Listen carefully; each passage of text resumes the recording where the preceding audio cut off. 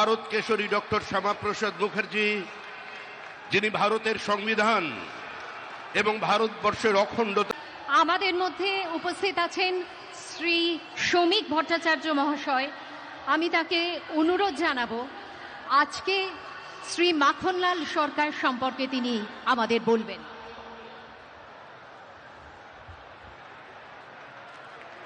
শিলিগুড়ি নিবাসী শ্রী মাখনলাল সরকার সবরই প্রতীক্ষার মতো দীর্ঘ প্রতীক্ষা।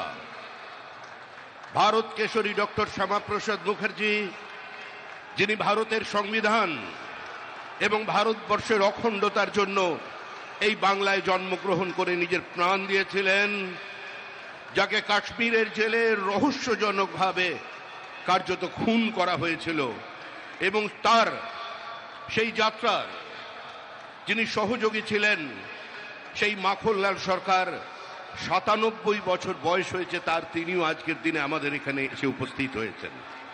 শ্রী মাখনলাল সরকার তারপরে দিল্লিতে একটি দেশাত্মবোধক গান গাওয়ার জন্য দিল্লি পুলিশ তাকে গ্রেপ্তার করে। কংগ্রেসের সরকার নিয়ে যাওয়া হয় বিচারালয়ে।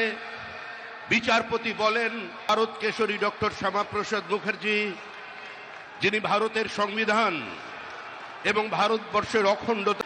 আমাদের মধ্যে উপস্থিত আছেন শ্রী শ্রমিক ভট্টাচার্য মহাশয়। আমি তাকে অনুরোধ জানাবো আজকে শ্রী মাখনলাল সরকার সম্পর্কে তিনি আমাদের বলবেন।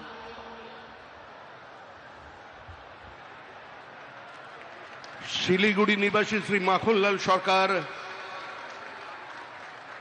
সবরই প্রতীক্ষার মতো দীর্ঘ প্রতীক্ষা। ভারত কেশরী ডক্টর শ্যামাপ্রসাদ মুখার্জি, যিনি ভারতের সংবিধান এবং ভারতবর্ষের অখণ্ডতার জন্য এই বাংলায় জন্মগ্রহণ করে নিজের প্রাণ দিয়েছিলেন, যাকে কাশ্মীরের জেলে রহস্যজনকভাবে কার্যত খুন করা হয়েছিল, এবং তার সেই যাত্রার যিনি সহযোগী ছিলেন, সেই মাখনলাল সরকার ৯৭ বছর বয়স হয়েছে তার, তিনিও আজকের দিনে আমাদের এখানে এসে উপস্থিত হয়েছেন। শ্রী মাখনলাল সরকার তারপরে দিল্লিতে একটি দেশাত্মবোধক গান গাওয়ার জন্য দিল্লি পুলিশ তাকে গ্রেপ্তার করে। কংগ্রেসের সরকার নিয়ে যাওয়া হয় বিচারালয়ে।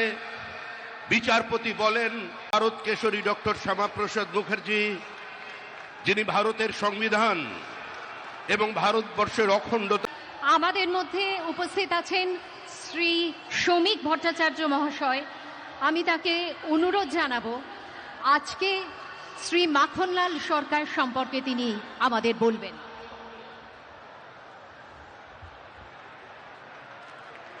শিলিগুড়ি নিবাসী শ্রী মাখনলাল সরকার সবরই প্রতীক্ষার মতো দীর্ঘ প্রতীক্ষা।